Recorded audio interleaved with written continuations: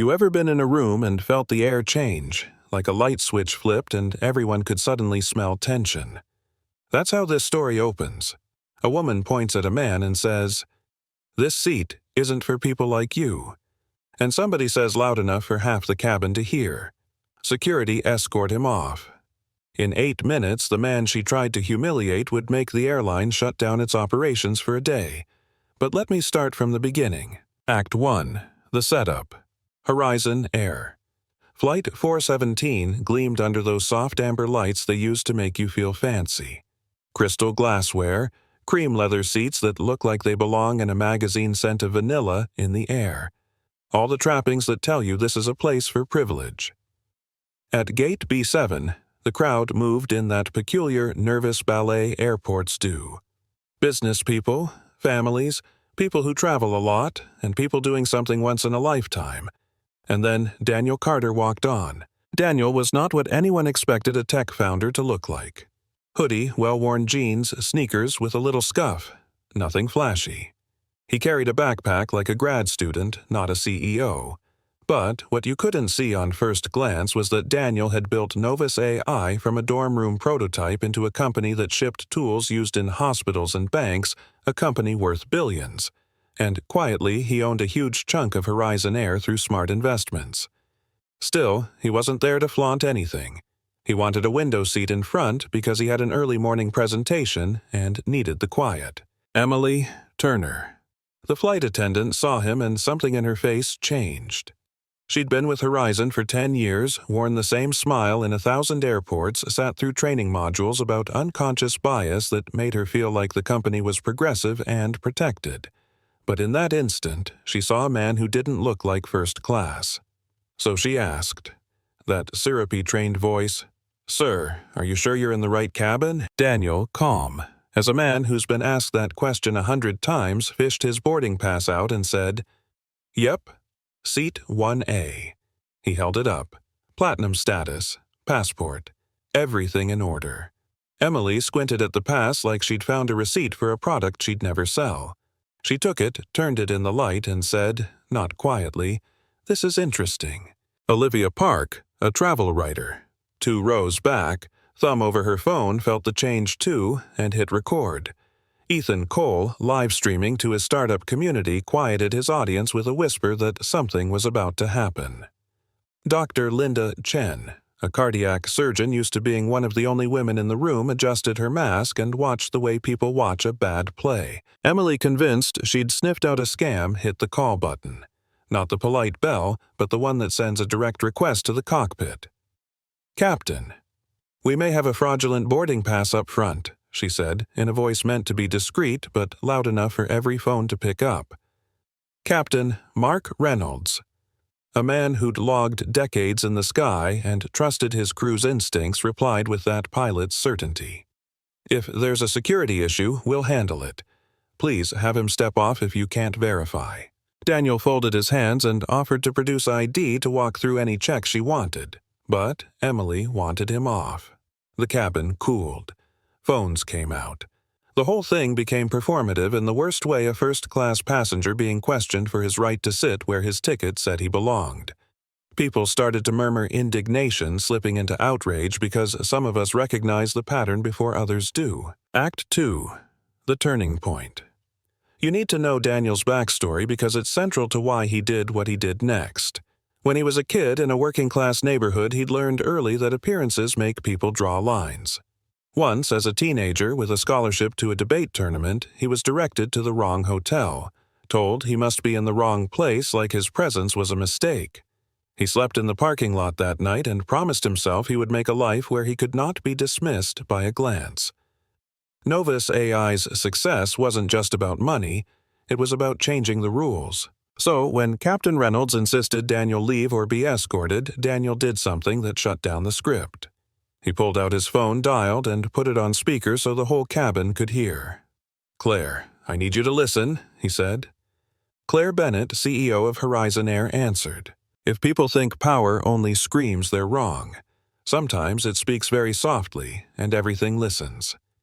Claire's voice on the line, crisp and controlled, cut through the hum of the cabin. "Daniel, where are you?" she asked. "Flight 41 scene, first class. They're asking me to step off," he said. There was a beat, that tiny pause where everyone realizes the dynamics just shifted. When Daniel said who he was, the cabin felt the gear flip. Emily's posture faltered. Captain Reynolds turned 12 shades paler.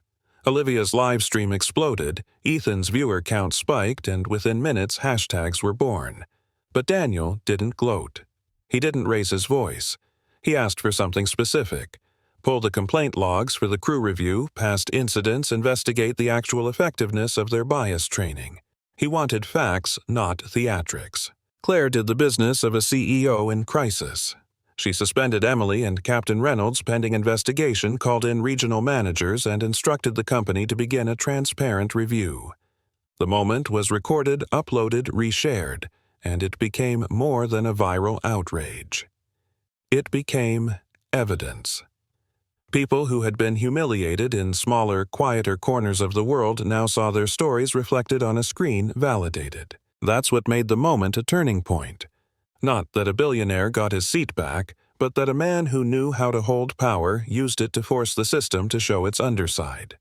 It exposed what happens when policy becomes theater, when security is applied selectively, when procedures hide prejudice, and when training becomes checkbox compliance instead of actual change. Act 3. The Fallout and the Fight Forward.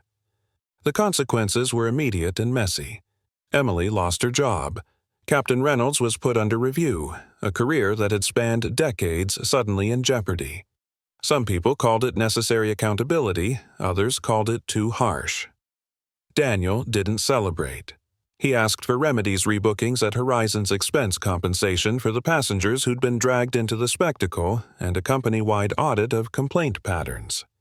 He pushed for what would later be called the Carter Protocol, independent oversight, mandatory transparency on complaints, and a commitment to real, measurable anti-bias training. Meanwhile, people inside the company who had been afraid to speak up found their courage. Ana Gomez, the gate agent, who'd been nervously watching and knew Daniel's name from the manifest.